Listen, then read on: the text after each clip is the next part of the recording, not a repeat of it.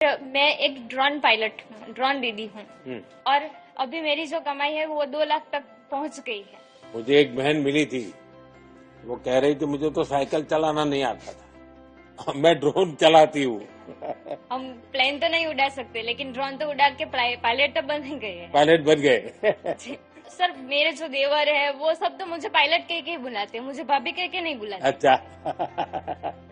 पूरे परिवार में पायलट दीदी हो गई। पायलट ही बोलते हैं। घर में आएंगे एंटर होंगे तब भी पायलट ऐसे ही बुलाएंगे। और गांव वाले भी दिया गया है। आपने ट्रेनिंग कहाँ ली? पुणे महाराष्ट्र से। पुणे जाकर के लिया? पुणे। तो परिवार वालों ने जाने दिया आपको? जाने दिया। अच्छा। मेरा बच्चा छोटा था, उसको मैं रख के गई थी, रहेगा कि नहीं रहेगा। हाँ, आपके बेटे ने ही आपको ड्रोन दीदी बना दिया। उसका भी ख्वाब है कि मैं मम्मा तुम ड्रोन के पायलट बन गए हो, मैं प्लेन का पायलट बनूंगा। अरे वाह। तो आज गांव गांव ड्रोन दीदी की अपनी एक पहचान बन गई है। सर उसके लिए मैं आपका शुक्रिया करना चाहूंगी क्योंकि आपकी ड्रोन दीदी योजना के अंतर्गत मैं आज लखपति दीदी की गिनती में आ गई हूँ। आपका घर में भी रुतबा बढ़ गया होगा।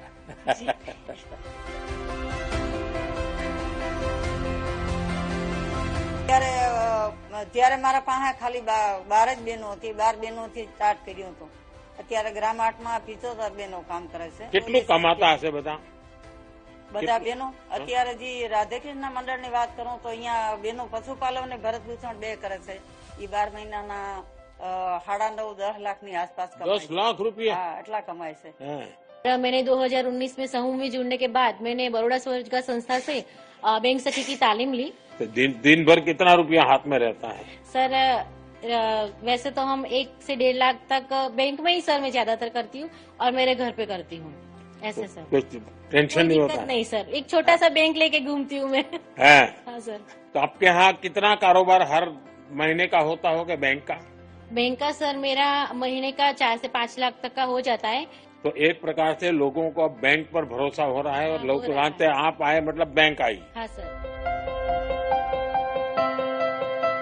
મારા મનથી સર મેં તમને ગુરુ માન્યા છે. આજે જે લખપતિ દીદી મેં બની છું સર, એ આપની જે પ્રેરણા આપો છો તમે એનાથી હું આજે આગળ આવી છું. આજે આ સ્ટેજ પર મેં આજે बैठी છું. મને તો એવું લાગે છે કે મેં એક સપનું જોતી છું और हम लखपति तो दीदी बन गए। तो हमारा सपना है सर कि हम दूसरी बहनों को भी हमें लखपति बनाने का है। हमें सखी मंडल से आकर हमें जिंदगी में बहुत बदलाव हुआ सर। उसकी एक मैडम आया था लबासा थी मसूरी से, राधाबेन रस्तोगी, तो मेरी स्किल देखी और दीदी ने कहा कि आप मसूरी आएंगे। मैंने हाँ पार्टी और मैं मसूरी गई। वहाँ पे एक बार मैंने गुजराती नाश्ता पर वहाँ का 50 किचन स्टाफ है उसको मैंने ट्रेनिंग दी।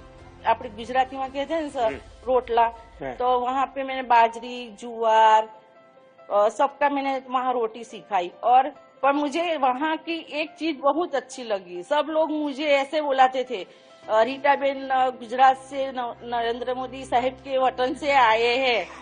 तो मुझे इतना गौरव होता था कि मैं गुजरात की लेडीज हूँ तो मुझे ऐसा गौरव मिल रहा है। ये मेरे सबसे बड़ा गौरव है। अब आप लोगों ने ऑनलाइन जो बिजनेस के मॉडल होते हैं उसमें आपको एंटर होना चाहिए। मैं सरकार को भी कहूंगा आपको मदद करें, इसको अपग्रेड करना चाहिए कि भाई हमने इतनी बहनों को जोड़ा, इतनी बहनें कमा रही हैं, ग्रास रूट लेवल पे कमा रही हैं, क्योंकि दुनिया में लोगों को पता चलना चाहिए कि भारत में महिलाएं सिर्फ घर काम करती हैं जो कल्पना ऐसा नहीं है, वो भारत की आर्थिक शक्ति बनी हुई है। भारत की आर्थिक स्थिति में बहुत बड़ा रोल अब ग्रामीण क्षेत्र की महिलाओं के द्वारा हो रहा है। दूसरा मैंने देखा है कि हमारी महिलाओं में टेक्नोलॉजी को तुरंत पकड़ती हूँ। मेरा एक ड्रोन दीदी में मेरा अनुभव है, जिन दीदी को ड्रोन पायलट बनाने की ट्रेनिंग थी 3-4 दिन में ही उनको आ जाता था, इतनी तेजी से सीख लेती है और प्रैक्टिस भी सिंसियरली करती है। हमारे यहाँ प्राकृतिक रूप से माताओं बहनों में संघर्ष करने का सामर्थ्य, सृजन करने का सामर्थ्य, संस्कार करने का सामर्थ्य संपत्ति पैदा करने का सामर्थ्य, यानी इतनी बड़ी ताकत है जिसका हम कोई हिसाब नहीं लगाता। मैं समझता हूं कि ये सामर्थ्य जो है वो देश को बहुत लाभ करेगा।